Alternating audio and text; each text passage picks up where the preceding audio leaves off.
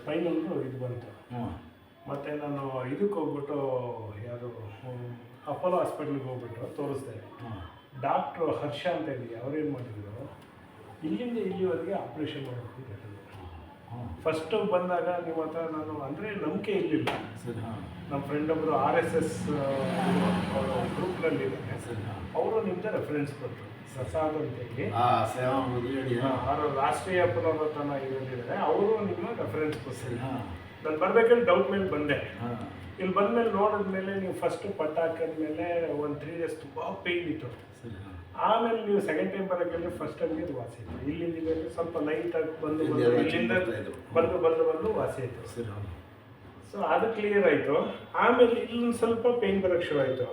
ಆಮೇಲೆ ಇದ್ದಕ್ಕಿದ್ದಾಗಿ ಈ ಕಾಲು ತುಂಬ ಉತ್ಕೊಂಡ್ಬಿಡ್ತು. ಮತ್ತೆ ಅದಕ್ಕೆ ಪೇಯ್ನ್ ಕಿಲ್ಲರ್ ಟ್ಯಾಬ್ಲೆಟ್ ತೊಗೊಂಡ್ರೆ ಬರೀ ನಿದ್ದೆ ಬರುತ್ತೆ ಹೊತ್ತು ಅದಕ್ಕೆ ರಿಲೀಫ್ ಸಿಗಲಿಲ್ಲ. ಇದು ಹೆಂಗೈತೆ ಸರ್ ಈಗ? 100% ಸರ್, ರೆಡಿ ಆಯ್ತಲ್ವಾ? 100%, ಥ್ಯಾಂಕ್ ಗಾಡ್. ಒಳ್ಳೇದು. ಆಮೇಲೆ ಇನ್ನೊಂದೇನಂದ್ರೆ ಇದೊಂದು ಸ್ವಲ್ಪ ಊದ್ಕೊಂಡು ನಡೆಯೋಕ್ಕಾಗ್ತಾ ಇಲ್ಲ. ಕಾಲು ಹಾಕಿ ಇಲ್ಲಿ ನಡೆಯೋಕ್ಕಾಗ್ತಾ ಇಲ್ಲ. ಹಿಂಗೆ ಆಡ್ಸಿ ಫಿಂಗರ್ಸು ಅಷ್ಟೇ, ಏನಿಲ್ಲ ಸರ್. ಇನ್ಶಾಲ್ಲ ಕಮ್ಮಿ ಮಾಡ್ಕೊಡ್ತೀನಿ. ಆಗೈತಲ್ಲ, ಆಮೇಲೆ ರೆಡಿ ಆಯ್ತು ಸರ್. ದೇವ್ರು ಒಳ್ಳೇದು ಮಾಡ್ತಾನೆ. ಬಿಡಿರಿ ಕೆರಡೆ, ಈ ಕೈ ಕೊಡಿರಿ, ವಾಶ್ ತೆಗೀರಿ.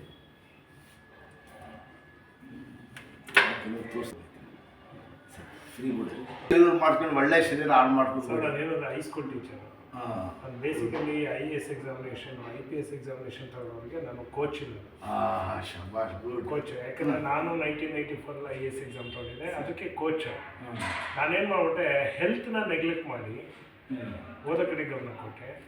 ಇದು ಪ್ರಾಬ್ಲಮ್ ಆಗಿದೆ. ಇಲ್ಲ, ಎರಡೂ ಇರಬೇಕು. ಈಗ ಸ್ವಲ್ಪ ನಿಮ್ಮ ಬಾಡಿಗೆ ಸ್ವಲ್ಪ ಇದು ಮಾಡಿ ಅಷ್ಟೇ. ಗೊತ್ತಾಯ್ತಾ ಸರ್? ಬನ್ನಿ, ದೇವ್ರು ಒಳ್ಳೇದು ಮಾಡ್ತಾನೆ ಸರ್.